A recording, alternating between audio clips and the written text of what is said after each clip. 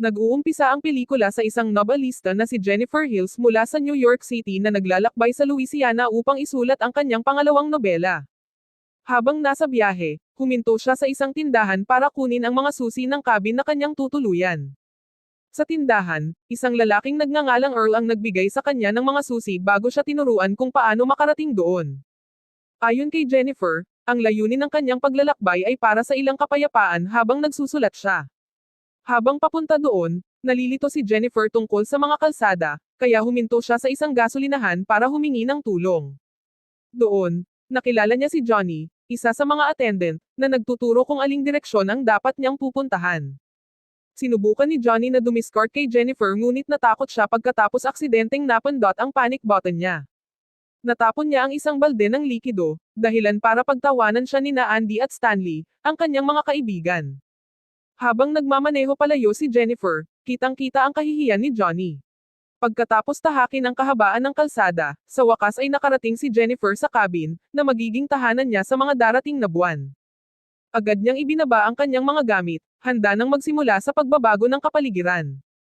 Kinabukasan, nagpapahinga si Jennifer sa tabi ng lawa pagkatapos ng mga araw ng paggawa sa kanyang nobela. Nakarinig siya ng mga kaina-hinalang ingay ngunit hindi niya ito pinapansin. Gayunpaman, umuulit ang mga ingay at hindi na siya mapalagay. Naglalakad si Jennifer sa kalapit na shed upang tingnan, ngunit wala siyang nakita kundi mga bote ng lason sa loob.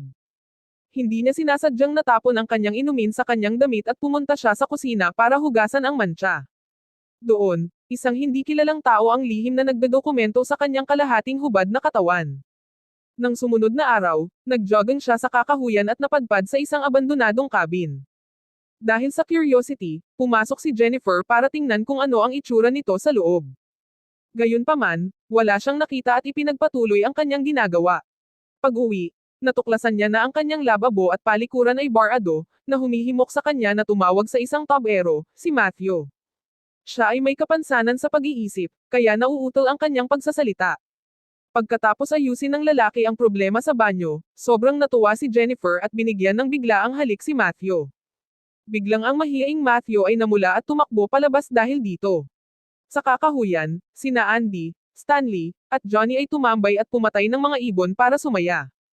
Ang kalupitan ay naitala ni Stanley, na may hilig sa pagdodokumento ng mga bagay-bagay. Hindi nagtagal, dumating si Matthew at sinabi sa grupo kung paano siya nakatanggap ng halik mula kay Jennifer. Hindi naniniwala sa kanya si Johnny, ngunit kinumpirma ni Stanley na ito ay totoo bago ipakita ang isang video ng kanyang damit na panloob. Pagsapit ng gabi, naririnig pa rin ni Jennifer ang mga nakakatakot na ingay sa paligid ng bahay at mas nakakaabala ang mga itokik sa kanya. Nakikita niya ang isang walang buhay na ibon sa labas lamang ng kanyang pintuan, ngunit maliban doon, wala na siyang mahanap. Pagbalik sa loob, nakita niya ang kanyang laptop na may kasamang larawan ng grupo ng mga lalaki na nakilala niya mga nakaraang araw. Natatakot siyang tumingin dito bago niya namalayan na nasa loob na sila. Si Johnny, Stanley, at Andy ay sama-samang tinutuya si Jennifer, na nagdulot ng takot sa kawawang dalaga. Tinawag ni Stanley si Matthew, at hinayla siya ni Johnny papasok para makasali rin siya sa kanilang ginagawa. Bilang pinuno, sinimulan ni Johnny ang grupo sa pagbabanta at pagpapainom kay Jennifer. Nang tumanggi siya, mas nagalit si Johnny, na walang pagpipilian kung hindi sumunod sa kanyang mga utos.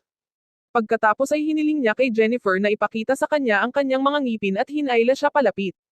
Bumunot ng baril si Johnny at itinutok ito sa bibig ni Jennifer sa sensual na paraan. Nilapitan siya ni Andy at ginawa ang parehong bagay, ngunit sa bote ng alak, habang pinipilit ni Johnny si Matthew na manood. Nakahanap si Jennifer ng lakas ng loob na hampasin ang tuhod ni Andy bago mag-spray ng paminta kay Stanley. Ito ay nagpapahintulot sa kanya na makatakas sa kakahuyan at tumakbo para sa kanyang kaligtasan. Si Jennifer ay bumangga kay Storch, ang lokal na sheriff at kasama niya si Earl. Luhaan, ipinaalam ni Jennifer sa dalawang lalaki ang pananakit na naranasan niya sa grupo. Pinakalma siya ni Storch sa pamamagitan ng pagpapakita ng kanyang badge, na ipinapaulam sa kanya na nasa ligtas na siyang mga kamay. Sinabihan ng sheriff si Earl na umuwi dahil sasamahan niya si Jennifer pabalik sa cabin. Makalipas ang ilang sandali, nagmaneho si Storch kasama si Jennifer pabalik sa cabin upang harapin ang grupo. Matapang niyang tinawag ang mga ito habang hinahanap sila sa loob ng cabin. Sa pagsusuri sa eksena, nakita ni Storch ang basag na bote ng alak sa pag-aari ni Jennifer. Sinimulan niyang tanungin si Jennifer sa kabila ng kanyang paghingi ng tulong na para bang hindi siya biktima. Ayon sa kanya, wala siyang karapatang gumawa ng mga maling akusasyon tungkol sa mga lalaking kilala niya mula pa noong mga bata pa sila. Pagkatapos ay inutusan ni Storch si Jennifer na humarap sa bintana habang kinakapkapan siya nito. Gayunpaman, hindi niya ito hinawakan ng wasto, na nagpapahiwatig na si Storch ay kasabwat ng grupo habang pumapasok ang mga lalaki. Habang tinutukan siya ni Storch ng shotgun, inutusan niya si Jennifer na lumuhad sa kanya. Binuhat siya ni Johnny habang inuutusan si Matthew na tanggalin ang kanyang pantalon. Sa ngayon, si Jennifer ay walang magagawa sa 5 walang pusong mga tao. Ang kanyang pagkakataong mabuhay ay nakataya. Itinala ni Stanley ang buong bagay habang sinimulan ni Matthew na ipilit ang sarili kay Jennifer hanggang sa siya ay masiyahan. Sa kabila ng pagiging mahina, nakuha ni Jennifer ang kanyang lakas at lumabas ng cabin. Sa kabilang dako ng kakahuyan, muli siyang natitised sa grupo, kung saan mas maraming pagdurusa ang naghihintay sa kanya. Kinaladkad ni Andy si Jennifer malapit sa isang puddle at ilang beses na nilubog ang kanyang ulo. Habang siya ay nakahiga sa lupa, tinanggal ni Storch ang kanyang pantalon upang pilitin ang sarili sa kanya, hindi pinapansin ang kanyang mga pag-iyak para sa awa. Matapos pagsalitin ng mga lalaki si Jennifer, nagkamalay siya at nababalot na siya ngayon ng dumi. Muling bumangon si Jennifer para pumunta pa sa kakahuyan sa pag-asa ng totoong tulong. Hindi pa rin makaalis sa impyernong pinagdaanan niya, narating niya ang tulay habang patuloy na sinusundan siya ng 5 lalaki. Nang malapit na siyang barilin ni Storch, hinayaan ni Jennifer ang sarili na mahulog sa ilog, na walang iniwang bakas. Hinahanap siya ng grupo, ngunit wala silang swerte sa pagsubaybay sa kanyang katawan kahit saan. Bilang alternatibo, sinisira nila ang mga naiwan na ebidensya, lalo na ang mga recording ni Stanley. Pagkatapos ng masayang araw, umuwi si Storch, kung saan sinalubong siya ng kanyang asawa at anak na si Chastity. Parang walang nangyari, magdamag siya sa bahay na walang pagsisisi sa kanyang ginawa. Kinabukasan, huminto si Storch sa tindahan ni Earl upang ibalik ang mga susi ng cabin at sinabing umalis si Jennifer nang walang abiso. Lumipas ang mga linggo, at nagpatuloy ang grupo sa kanilang buhay na parang walang nangyari. Bukod sa iba, si Matthew lang ang nakadarama ng pagsisisi at halos buong oras niya sa kakahuyan. Isang araw, natanong niya si Jennifer na nakatitig sa kanya sa paraang makamulto. Tinakpan ni Matthew ang kanyang mga mata dahil sa takot at naisip na pinagmumultuhan siya ni Jennifer. Habang nagiinuman sina Andy at Johnny, nakita nila si Stanley na tumatakbo palapit sa kanila.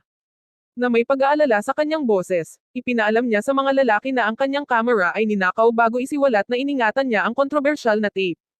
Nagalit si Johnny at sinimulang bugbugin si Stanley dahil sa paglalagay sa kanila sa panganib.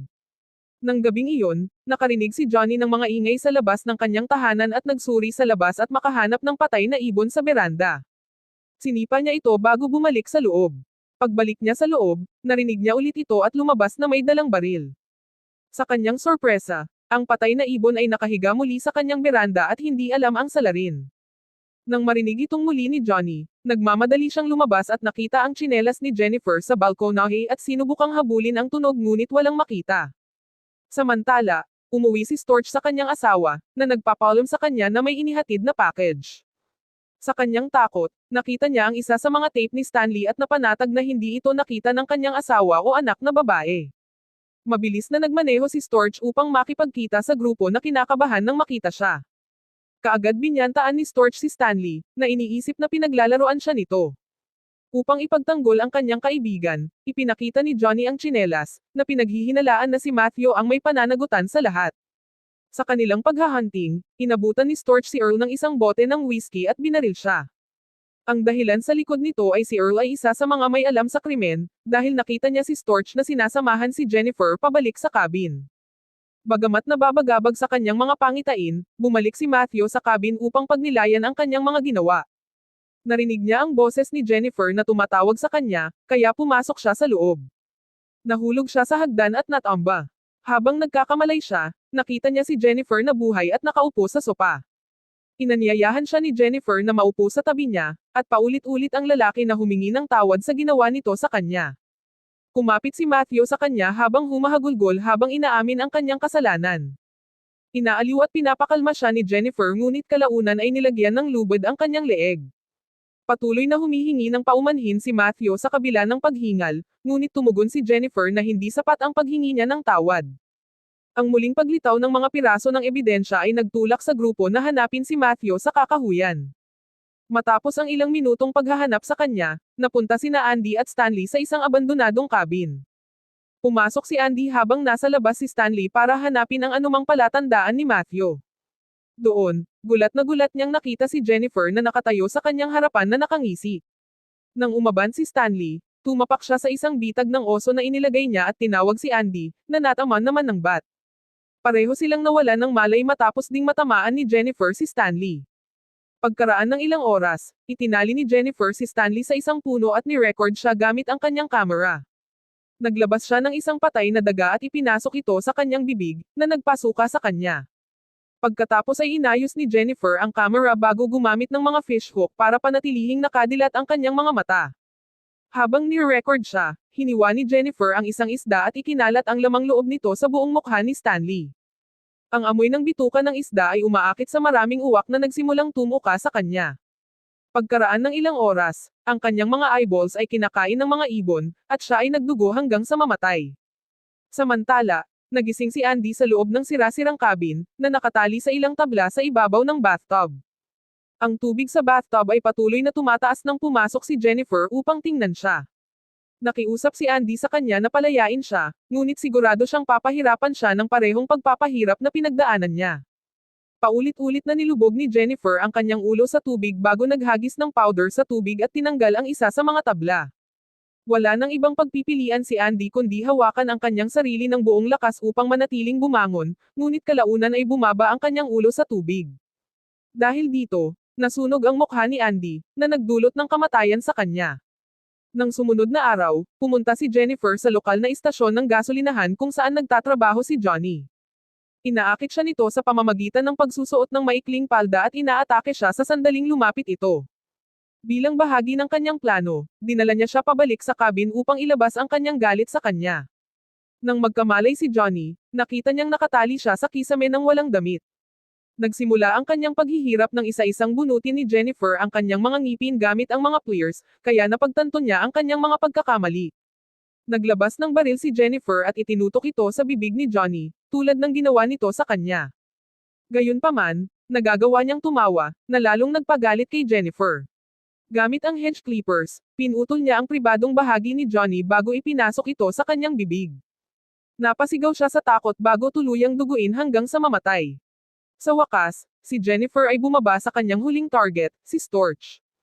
Nakatanggap ang sheriff ng tawag mula sa kanyang pamilya, na nakatanggap ng balita na ang guro ni Chastity ay nasa kanilang tahanan. Sa telepono, binati ni Jennifer si Storch, iniwan siyang hindi makapaniwala.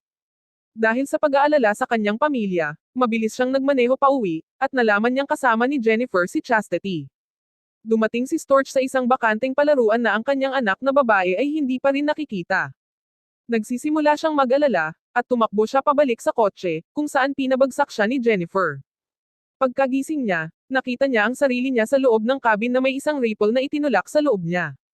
Walang awa, ikinwento ni Jennifer kung gaano kabait si Chastity at kung paano niya matitiis ang pananakit sa isang babae. Itinulak niya ang rifle ng mas malalim, na nagdulot ng hindi maisip na sakit sa sheriff. Sa kabila ng silid, isiniwalat ni Jennifer na si Matthew ay buhay ngunit walang malay. Ang isang lubog na nakakabit sa gatilyo ay nakatali sa kamay ni Matthew, napapatay sa parehong lalaki kung siya ay gumalaw. Sa puntong ito, desperadong nagmamakaawa si Storch para sa kanyang buhay, ngunit ganap na hindi siya pinapansin ni Jennifer. Hindi nababahala sa kanyang mga pag-iyak, lumabas si Jennifer sa cabin, matiyagang naghihintay na maulit ang sitwasyon. Maya-maya ay nagising si Matthew, hinihimok ni Storch na pakalmayan siya. Gayunpaman, ang kawalan ng kakayahan sa pag-iisip ni Matthew ay nagdudulot sa kanya ng pagkataranta at hindi namamalayang hinayla ang gatilyo, na nagtapos sa kanilang buhay. Sa labas, napagtanto ni Jennifer na nakaganti na siya, at nagdiwang siya ng may simpleng ngiti sa labi.